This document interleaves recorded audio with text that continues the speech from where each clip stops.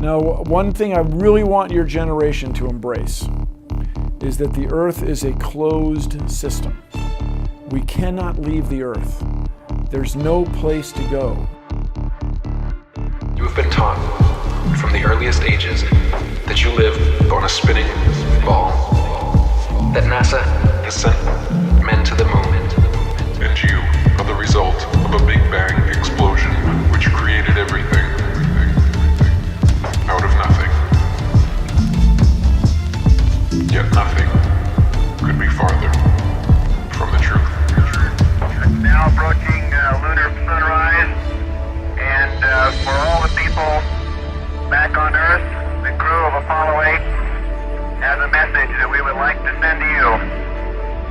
God created the heaven and the earth, and the earth was without form and void, and darkness was upon the face of the deep, and the Spirit of God moved upon the face of the waters. And God said, "Let there be light," and there was light. And God saw the light that it was good, and God divided the light from the darkness. And God called the light day, and the darkness he called night. And the evening and the morning were the first day. And God said, "Let there be a firmament in the midst of the waters, and let it divide the waters from the waters." And God made the firmament, and divided the waters which were under the firmament from the waters which were above the firmament. And it was so. And God called the firmament heaven. And the evening and the morning were the second day. And God said, "Let the waters under the heaven be gathered together unto one place, and let the dry land appear." And it was so. And God called the dry land earth, and the gathering together of the waters called he seas. And God saw that it was good.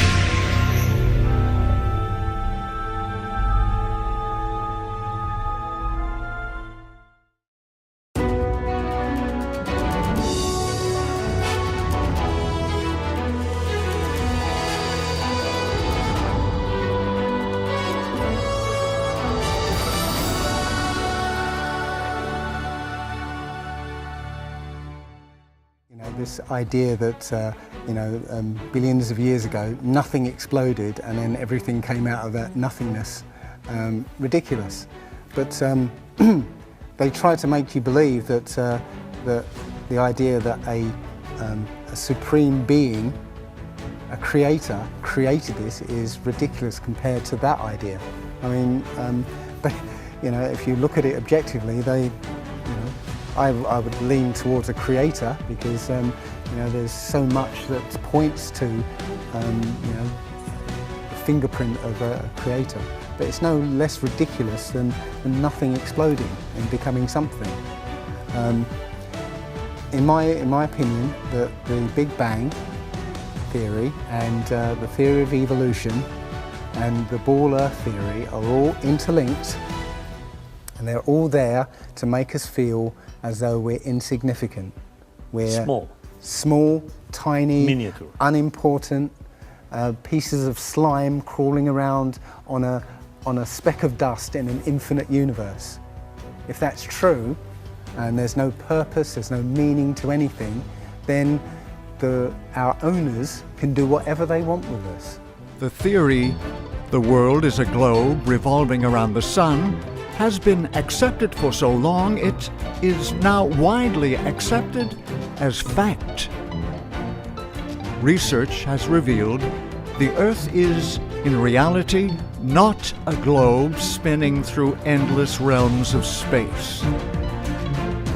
Neither spherical, as taught for 500 years, nor able to be fallen from the edges, the flat Earth is exactly as the ancients have taught through Scripture, a fixed mass of land and seas enclosed by a protective dome. Cultures the world over throughout history have all described and reported the existence of a geocentric, stationary, flat Earth. Egyptians, Indians, Mayans, Chinese, Native Americans, and literally every ancient civilization on Earth had a geocentric, flat Earth cosmology. Before Pythagoras, the idea of a spinning ball Earth was non-existent. And even after Pythagoras, it remained an obscure minority view until 2,000 years later, when Copernicus began reviving the heliocentric theory. Proper interpretation of the Bible requires an understanding of the original context in which it was written. God chose a specific time, place, and culture in which to inspire Scripture: the ancient Mediterranean and the ancient Near East of the 2nd and 1st centuries BC. Misreadings of Scripture often result from assuming that biblical writers thought, believed, and acted as we do. One of the starkest differences between modern and ancient people is our view of cosmology. The term cosmology refers to the way one understands the structure of the universe. The Israelites believed in a cosmology that was common among the ancient civilizations of the biblical world. It encompassed 3 parts built up like a layer cake: a heavenly realm, an earthly realm for humans, and an underworld for the dead. This 3-tier system is reflected in the 10 Commandments. You shall not make for yourself a carved image or any likeness of anything that is in heaven above, or that is in the earth beneath, or that is in the water under the earth. While we understand that the earth is a sphere orbiting other objects in the void of space, the biblical writers thought of the earth as a flat disk atop vast waters. Rising from the deep waters below were the foundations of the world, which held the earth firmly in place. This idea is reflected in several places throughout Scripture. The foundations of the earth belong to the Lord. On them He has set the world. Where were you when I laid the earth's foundation? Tell me if you know. Who measured it? I'm sure you know. Who stretched a measuring line across it? What was it built on? Who laid its most important stone? He placed the earth on its foundations. It can never be moved. Beneath the earth lay the realm of the dead, often referred to by the Hebrew word Sheol. The Hebrew word for earth, eretz, is also used, since the graves dug by humans represented gateways to the underworld. This underworld was also connected to the great deep, the uninhabitable abyss beneath everything. In Job, this realm is described in watery terms. The dead tremble under the waters, and their inhabitants. Sheol is naked before God, and Abaddon has no covering. Jonah's description is perhaps the most vivid. Water encompassed me to the point of death. The great deep engulfed me. Weeds were wrapped around my head. I descended to the roots of the mountains. The earth with its bars was around me forever, but you have brought up my life from the pit, O Lord my God. Ancient Israelites did not think of the sky as a layer of gas. They believed the heavens were separated from the earth by a solid, glass-like dome. This view is reflected in Job. Can you, like him, spread out the skies, hard as a cast metal mirror? Above the solid dome or firmament was an endless area of water. This idea of an area of land and air, sandwiched between water above and water below, is presented in the opening of Genesis. And God said, "Let there be an expanse in the midst of the waters, and let it separate the waters from the waters." And God made the expanse and separated the waters that were under the expanse from the waters that were above the expanse. And it was so. And God called the expanse heaven. The firmament surrounded the earth, and its edge met the horizon. the boundary between light and darkness. It was supported by pillars or foundations thought to be the tops of mountains whose peaks appeared to touch the sky. The earth trembled and shook. The pillars of the heavens rocked back and forth. They trembled because the Lord was angry.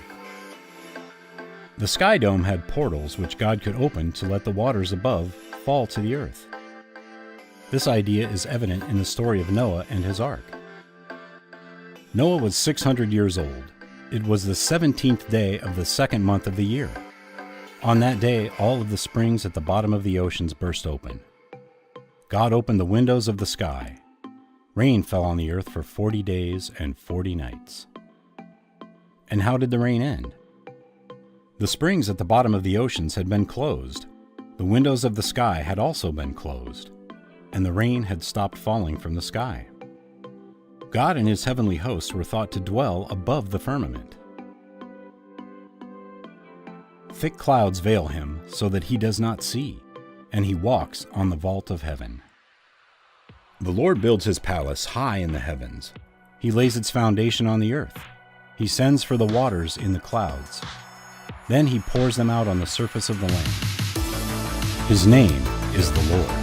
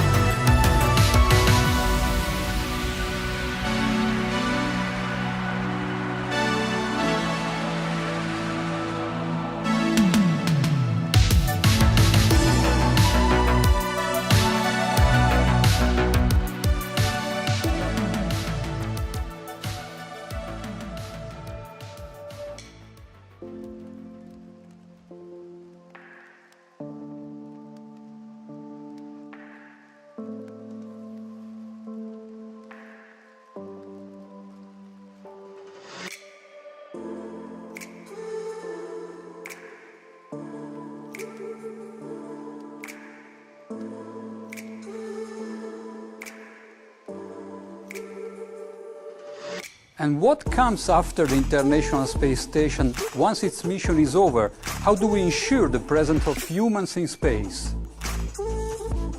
Well, that's a great question. The plan that NASA has is to build a rocket called SLS, which is a heavy lift rocket. It's something that is much bigger than what we have today, and it will be able to launch the Orion capsule with humans on board, as well as landers or other components to destinations beyond Earth orbit. Right now, we only can fly in Earth orbit. That's the farthest that we can go. And this new system that we're building is going to allow us to go beyond and hopefully take humans into the solar system to explore. So the moon, Mars, asteroids, there's a lot of destinations that we could go to, and we're building these building block components in order to allow us to do that eventually. This world is very different from what most people think it is. There are very powerful people who essentially rule this world right now. And the ordinary person is a slave in this world. And slaves aren't educated. You know, they're taught what they need to, or you know, they need to know. That's it. They're not taught truth. They're taught what they need to know. And so you're taught enough so that you can, you know, do the paperwork and operate the machinery, but you're not meant to know what's really going on, because that's the power they have over us. They know what's going on, what, you know, how this world works. We don't, so they can control us.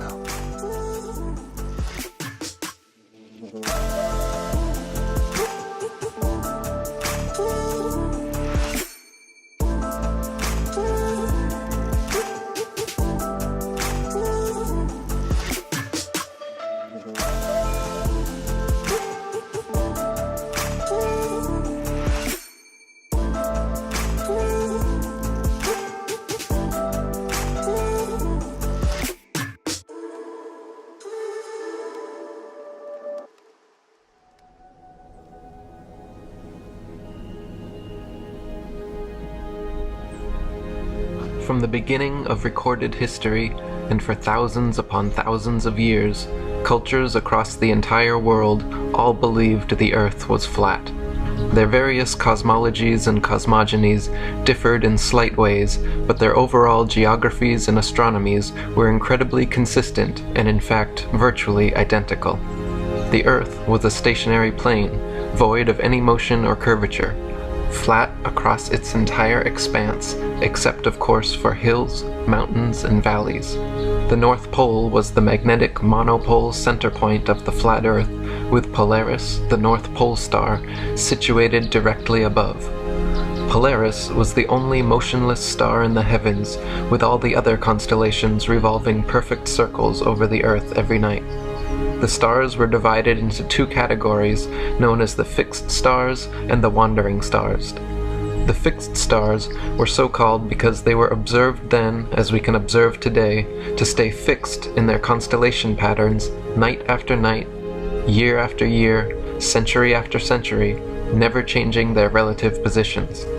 The wandering stars, what are today referred to as planets, were so called because they were observed then, as we can observe today, to wander the heavens, taking their own unique spirograph-like patterns, making both forward and retrograde motions over and around the Earth during their cycles. The other thing that's about the spinning Earth is looking at the stars. Now, directly above the axis of spin is the pole star, Polaris. Okay, directly over the North Pole. And we're told that the reason that all the stars spin around the North Star is because the Earth is spinning at 1,000 miles an hour. Okay, seems to make sense, because if you put a long exposure camera pointing at the North Star, you'll see the stars will make perfect circles around, perfect star trails. The only problem is the Earth is also orbiting the Sun at 67,000 miles an hour. Okay, the Sun is moving, dragging the Earth and all the planets up that way or that way at 600,000 miles an hour. So why do we see perfect circles? You know, because that's the slowest speed, that's slowest motion in that mix. And yet the Earth is moving 67 times faster that way and 600 times faster that way. So you should see the stars do all sorts of strange motions, but you don't. You only see them make these perfect circles. That tells me that it's the stars that are moving, not the Earth. I used to really be into astronomy. It was a big thing for me, and I never thought about the fact that the constellations have been the same for 4,400 years, or our recorded history. Essentially, they've been the same, and you just can't get that in a moving universe. If everything's just flying around out there, there's no way. Yeah, if you've seen the standard model right now, it shows the sun. Yeah, the spiral. Shooting through the universe and spiraling, and and everything else spiraling around it as it's going out there. The thing is, what the scientists will give you is calculations and and theories why that happens. But we have experience. We see things and they either make sense or they don't make sense. And what the scientists do is substitute our common sense and our intuition for calculations and theory. And we're supposed to believe the calculations rather than what we experience ourselves. Olber's paradox states that if there were billions of stars, which are suns, the night sky would be filled completely with light. As Edgar Allan Poe said, were the succession of stars endless, then the background of the sky would present us a uniform luminosity, since there could exist absolutely no point in all that background at which would not exist a star. The sun and moon were both of equal size, and they too revolved over and around the motionless earth, as immortalized in the Chinese yin-yang symbol. The sun and moon were much closer to Earth than supposed nowadays, and each shined with their own unique opposite lights, the sun's being warm, golden, drying, preservative, and antiseptic, and the moon's light being cold, silver, damp, putrefying, and septic. The sun and moon, as though connected to a magnetic maypole, made alternating spiral journeys over and around the Earth every year. The thing about the sun is that we're told it's 93 million miles away. It's not. It's actually something around 3,000 miles away and about 34 miles across. That might sound really crazy, but if you look at look out on a day that's got broken cloud, you'll see that the sun rays will come out at an angle. Most people have seen this. The rays come down at angles. If the sun was 93 million miles away, then all the light will be coming parallel. So if you imagine, there's no way to show 93 million miles, but something way over there, all the light that reaches this globe will be parallel. There's no way that light can come that far and spread out like that. Now, if you follow those light rays, you'll see exactly where the sun is. And as I said, it works out to be about 3,100 miles. Now, if that's the case, and the sun is circling over this flat plane, its light range is limited, so it's illuminating the path of the Earth. It's like over at the moment. So, say over Europe, it might, or over South America there. It's over there. Well, Australia's going to be in the dark because the sun isn't going to throw enough light to illuminate Australia. High-altitude balloon footage has also filmed lighting hotspots on clouds, proving the sun to be local and acting as a spotlight, and not a burning ball of gas millions of miles away, as supposed by heliocentrists. Speaking of the sun, there's all kinds of weird things about the sun when you start actually paying attention to it. And there is, speaking of high-altitude balloon tests, one of the most famous ones on YouTube that everybody's probably seen by now is the dog camera. It's the dog cam. It shows the wing of a support structure that has a camera and there's a little banner on it that says dog cam. And it's probably using some sort of wide-angle fisheye lens, but the horizon is pretty close to right across the center. So you're not really getting the distortion. And it's wobbling around a bit. But on several shots, it shows the sun. And right below the sun on the Earth is a hot spot. Like right below the sun. If the sun's 93 million miles away and it's so much bigger than the Earth, putting one big parallel lines of light toward us, how are you going to get a hot spot directly below it? And the other problem with that is it's shaking and it's moving, the camera, the picture is. So you're getting rolling shutter. There is zero motion parallax. Now, if you've ever noticed, if you've ever driven down a road like out in like in Lubbock, Texas, there's this area where there's lots of windmills. Yeah. And nothing else. It's flat as can be. And windmills as far as you can see. And if you're driving, 80 miles an hour or whatever on the highway, you notice that the windmills that are beside you, the closest to you, they're whipping by. Yeah, really fast. But the ones further in the distance, the further out you go, they're hardly moving. Yep. Now, if the sun is 93 million miles away, then when you see the movement that weather balloon is doing, and the horizon's coming in and out of frame and doing different things like that, there should be a notable difference between the speed at which the horizon is moving and the speed at which the sun, 93 million miles away, if there's motion parallax, there should be a difference. Yeah. The problem is they're in perfect sync. Perfect. The horizon and the horizon and the sun are perfect sync in its movement, showing that it has to be a localized object. Most people say, well, I see the sun rise and set. How can that be if it's just going round in a circle? Well, that's perspective again.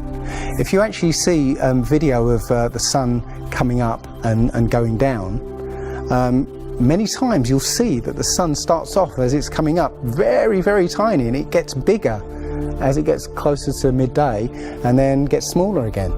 It's literally that effect of perspective, with some things above you, like the ceiling in a hallway, as it goes further away, it will seem to sink down towards the horizon until it disappears beyond the limit of your sight. And that's all you're seeing. You're seeing literally the sun circling overhead, but seeming to set. There is a lot of water in our atmosphere. And this is the USGS website, usgs.gov, Science for a Changing World. The USGS Water Science School talks about there is always water in the atmosphere. Clouds are, of course, the most visible manifestation of atmospheric water, but even clean air contains water in particles that are too small to be seen. One estimate of the volume of water in the atmosphere at any one time is about 3,100 cubic miles, or 12,900 cubic kilometers. If all the water that's in the atmosphere were to rain down at once, it would cover the globe to a depth of about 1 inch. If the atmosphere, especially over water, is made up of zillions and zillions of tiny convex drops of water, then collectively perhaps they all combine to make one big convex lens, in which case it would act like a magnifying glass. Refraction causes the light to bend downward. Now, we've all seen pictures of, a pencil or something in a glass of water, and how not only does refraction bend the image downward, it also magnifies it. The science is the same of that of a lens. Here's a simple example. So if you're looking at Chicago here, just maybe now you can just see the top of the Sears Tower, and if our simulated temperature inversion moves into place, hopefully now you can see pretty much all of Chicago, see all the lower buildings, including what's at ground level. So the atmosphere really is acting like a lens. Yes.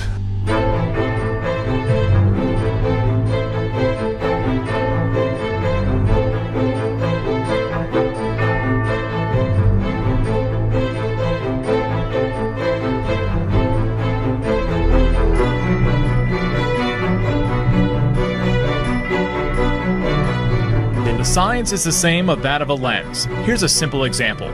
The atmosphere really is acting like a lens. Yes.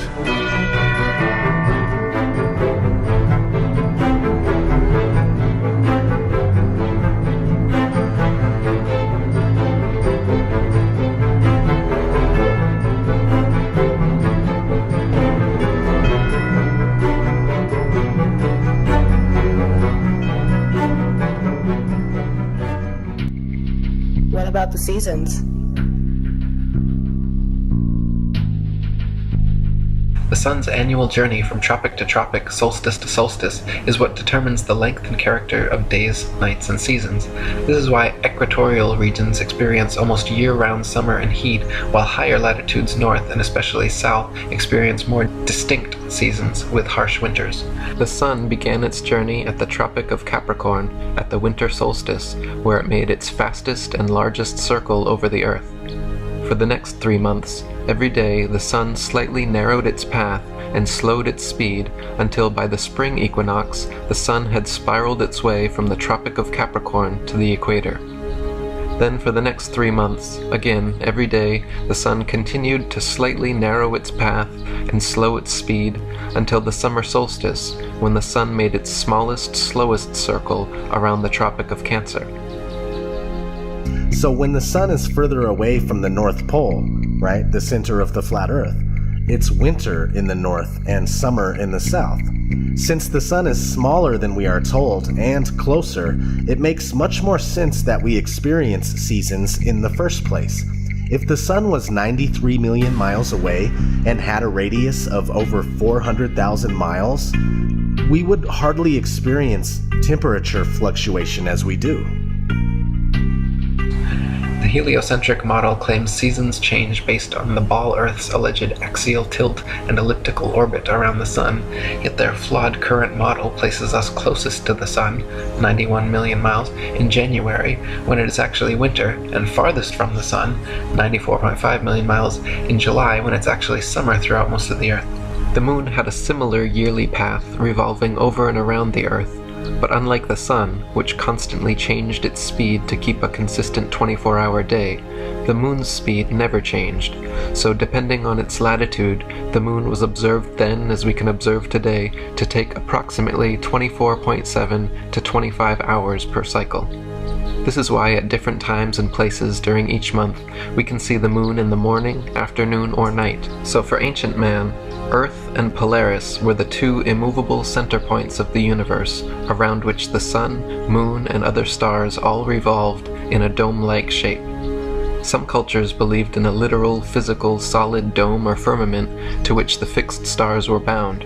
The southern circumference of Earth was surrounded by a gigantic wall of ice, 150 to 200 feet above sea level, holding the interconnected oceans in like a World Cup. Beyond the ice wall, some cultures claimed a firm barrier existed through which no human could penetrate.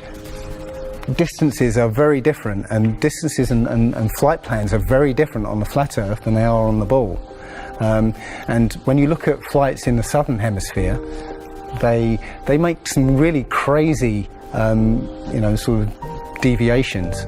So, for instance, if we look on here, let's say a flight from Cape Town over here to Australia, say Sydney in Australia, they will take you to Dubai first. Recently there was a case of a woman who was pregnant on a flight, and she was her waters broke on the flight, and I think it was from the Philippines to Los Angeles. They were flying across, and literally her waters broke and they had to divert, they had to land.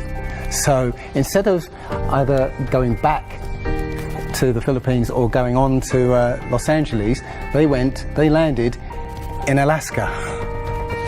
Which again, if you look on the flat map, it's again a straight path. If the Earth were truly a sphere 25,000 miles in circumference, airplane pilots would have to constantly correct their altitudes downwards so as to not fly straight off into outer space. A pilot wishing to simply maintain their altitude at a typical cruising speed of 500 miles per hour would have to constantly dip their nose downwards and descend 2,777 feet, over half a mile, every minute.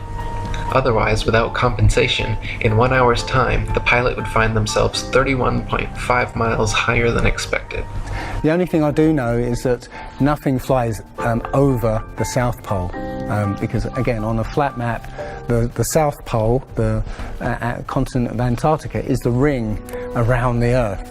So you can't fly over the ring and get anywhere. That's why we're not allowed to go there.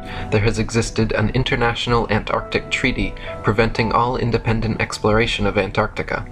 Pre-approved guided tours exist which take visitors to a few coastal regions of Antarctica, but no independent exploration of the continent is allowed.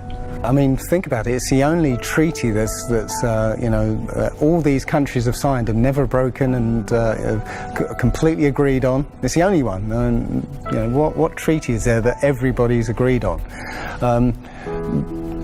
We're being kept away from it for a reason. They have some scientific bases there, and literally it's controlled by the military. If you try and go there by yourself, you will be sort of picked up and escorted back.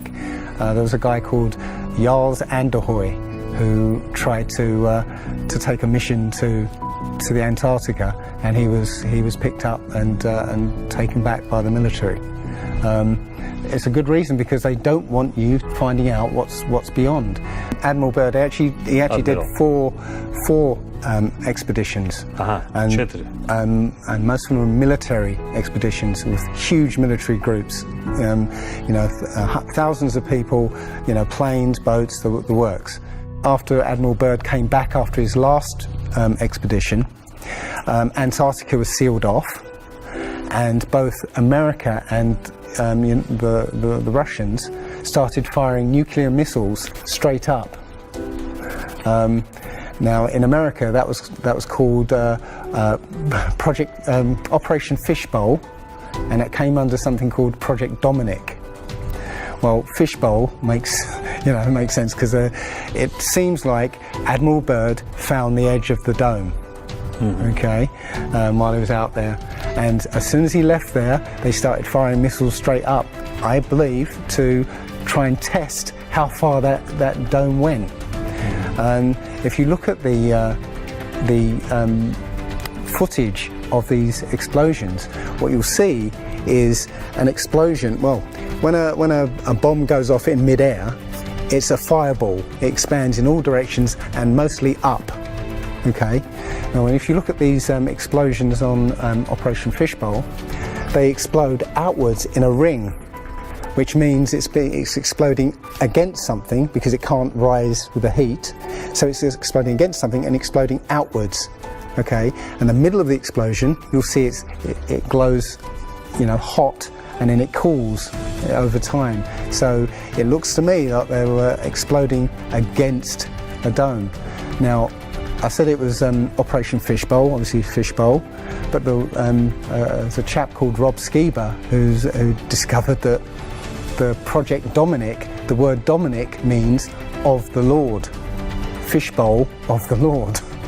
So I believe they clearly know that we're in an enclosed system, and Admiral Byrd found the edge, and they've tested to see how far it goes up. Now, one thing I really want your generation to embrace is that the Earth is a closed system. We cannot leave the Earth. There's no place to go. There's no place to throw your trash. Last but not least, just as the ancients espoused, the Earth is observably motionless to all our senses, and the horizon remains perfectly flat as far as the eye can see. Not only does the horizon remain perfectly flat 360 degrees around the observer, but whether at sea level, the top of Mount Everest, 35,000 feet high in an airplane, or even at over 100,000 feet high, the highest any amateur hot air balloon has ever flown, the flat horizon actually rises to the eye level of the observer all the way up. On a globular Earth, no matter how large it is assumed to be, the horizon would remain where it was, and the rising observer would have to tilt his head downwards further and further the higher they rose to see the steadily falling horizon. People also claim to see curvature in GoPro or other high-altitude camera footage of the horizon. While it is true that the horizon often appears convex in such footage, it just as often appears concave or flat depending on the tilt and movement of the camera. The effect is simply a distortion due to wide-angle lenses. In lens-corrected and footage taken without wide-angle technology, all amateur, high-altitude horizon shots appear perfectly flat. The Felix Baumgartner Red Bull Dive outside camera shows the same amount of curvature of Earth from surface level to jump height, proving it to be a deceiving fish-eyed wide-angle lens, while the inside regular camera shows a perfectly flat horizon eye level at 128,000 feet, which is only consistent with a flat plane. many people will be shocked to know that to this day, every single scientific experiment ever devised to show the alleged motion of the Earth has failed to do so, or given evidence of the opposite, that the Earth is indeed motionless. And every attempt ever made to measure the alleged curvature of the Earth has failed to do so, or given evidence of the opposite, that the Earth is indeed flat. There was a famous experiment back in the 1800s in England called the Bedford Levels experiment. Now, the Bedford Levels is a canal that is perfectly straight for 6 miles. Okay, so what a chap called Samuel Rowbottom did was he took a telescope, put it in the water about 8 inches above the water, and he had a friend, had a friend in a rowboat with a flag on the back, row all the way to the other end, and he was able to see the flag on the back of the rowboat the whole distance. Now, according to spherical trigonometry, the curve of the Earth is 8 inches per mile squared. So over 5 miles, that's 5 times 5, 25, times 8, which is 200, works out, that's 200 inches, which works out at 16 feet. That means the boat should have been 16 feet below the horizon. He shouldn't have been able to see the boat. Now, you know, the scientists will say, oh, refraction and this and light bending around the Earth and stuff, but the fact is, you know, it's perfectly flat.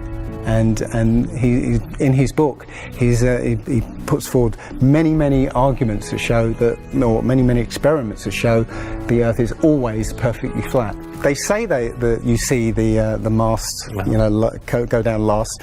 It's literally just the way your vision works. Yeah, it's perspective and atmospherics basically.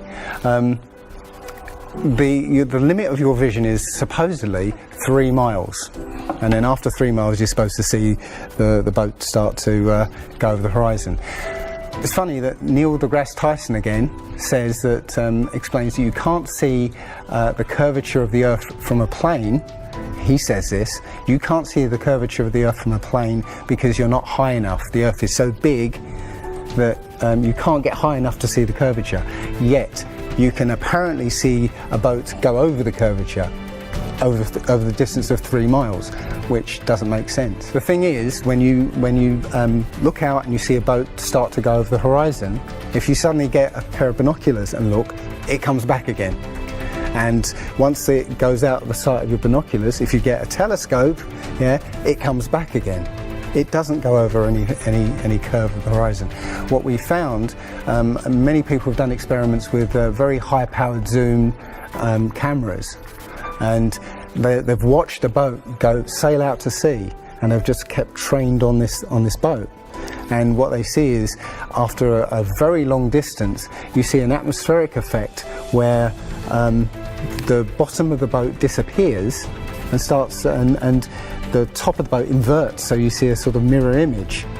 And that, with your eyesight, you know, basically the bottom of the boat just melts into the horizon. The stage was set for one of the most important events in the history of physics, the Michelson-Morley experiment. The experiment failed to detect the Earth moving in or against the ether. The problem was serious. Although various solutions were advanced, in the end, science was faced with a choice. Either discard the ether or admit that the Earth wasn't orbiting the sun. It was Albert Einstein who came up with the solution, which now forms the basis of our physics and which we call the theory of relativity. Einstein eliminated the ether as the cause and said that it was simply a principle of nature. That when objects move through empty space, they contract in length, they decrease in the time traveled, and their mass increases, all by the same proportion. Hence, in order to maintain the Copernican principle, the length, time, and mass of moving objects were altered. And this is the essence of Einstein's special theory of relativity. In 1871, after getting massive amounts of pressure from the public to address these claims from flat Earth proponents, Royal Astronomical Society President George Airy devised an experiment which he hoped would once and for all prove Earth's axial motion and forever silence the rabble-rousing flat earthers.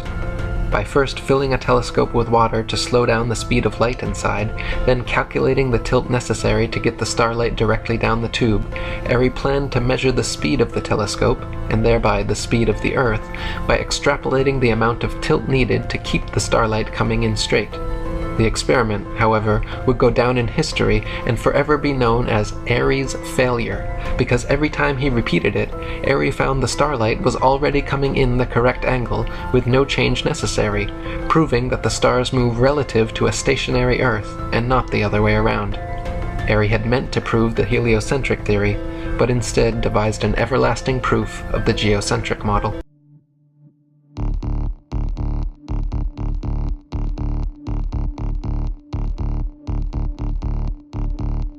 The pictures and videos presented to the public by NASA and other government space agencies are as real as a Hollywood motion picture and as scientific as science fiction. Science facts, on the other hand, prove the flat Earth. There are hundreds of proofs and scientific experiments which have conclusively shown the Earth to be a stationary plane. But you have never and will never hear about these heavily censored experiments in our controlled media. Measurements have been repeatedly taken throughout history until modern times to test the Earth's supposed curvature. And every time have proven what our eyes and experience tell us to be true. The Earth simply does not curve downwards. This mythical curvature exists only in the fisheye lens footage they constantly film, and the fake CG images of Earth they constantly propagate. The spinning globe in every argument